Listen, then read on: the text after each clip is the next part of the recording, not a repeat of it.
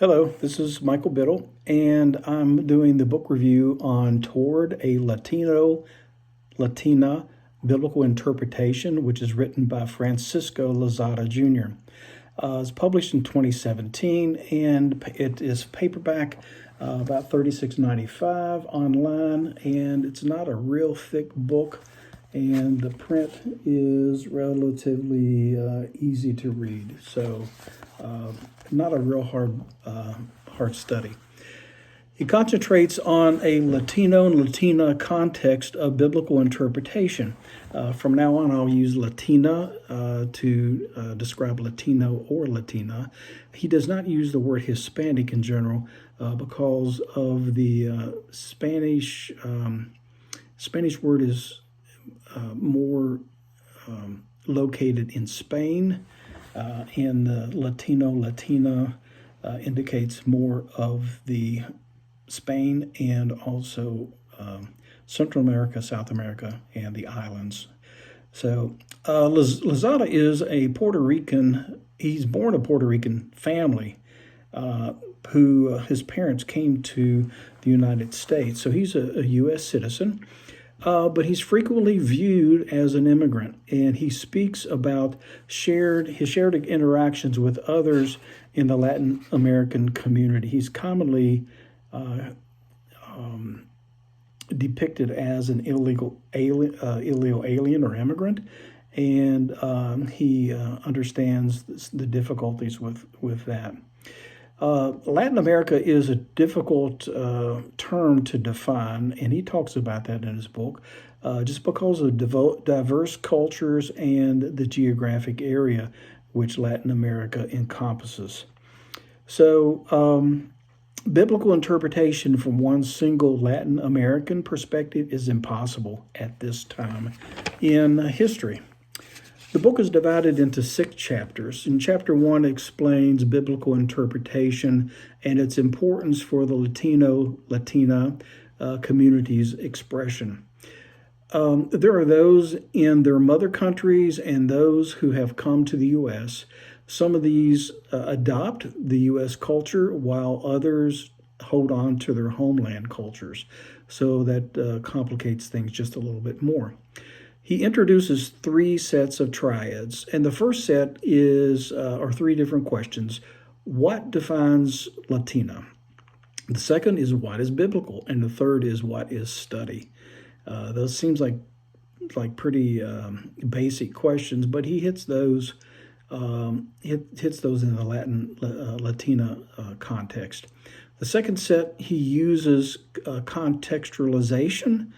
And also the nature of text and the community to contrast the interpretive and hermeneutical approach to the text. The third triad comprises correlation strategy, focusing on identity and belonging. The second of this triad is a dialogical process demonstrating goal transformation.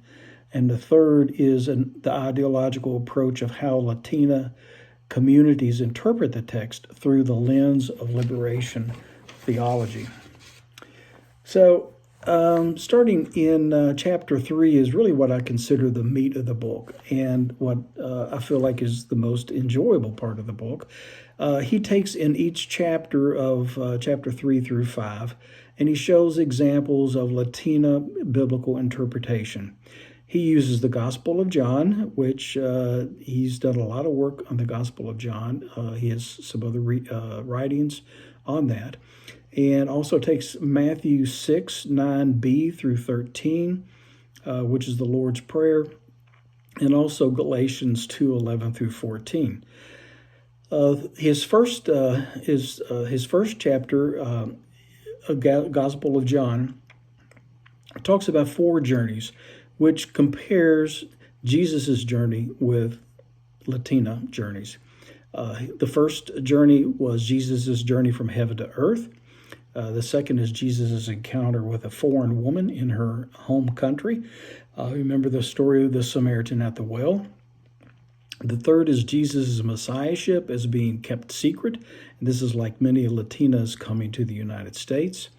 And finally, Jesus' return to heaven, which is like Latina's forced return to their home country, excuse me. He also talks about language barriers during this chapter and in subsequent chapters too, especially chapter 5.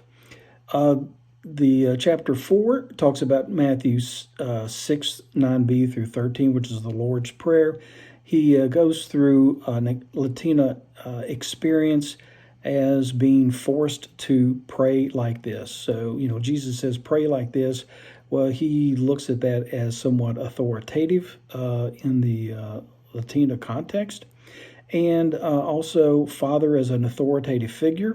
He talks about debts and trespasses, and finally, deliverance from evil. Chapter 5 focuses on recognition and hospitality.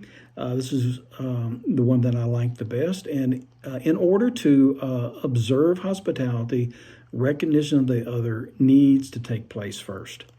He compares Paul and Cephas's argument at the dinner table about circumcision, and obviously they part ways. Well, we've spoken about that in New Testament class, I believe, already. And then in chapter 6, which is the summary, he gives a brief overview of who should and should not perform Latina biblical interpretation. He feels like one needs to be immersed within the culture before offering any suggestion of interpretation. He also wants the Latina interpretation to expand past Latina interpretation and include other types of interpretations, to include feminist, womanist, black interpretation, theology, things like that. So overall, I think the book is an excellent introductory book for Latina comparative biblical interpretation. Counselors and clergy may use Lozada's work to assist them while working with the Latina population, especially immigrants or those who do not know English. And this book could also be used to help prepare missionaries who plan on a Latina mission. I'd rate it a solid B for introduction, but it should be used alongside the works of Fernando Segovia for an in-depth study and application. Thank you very much.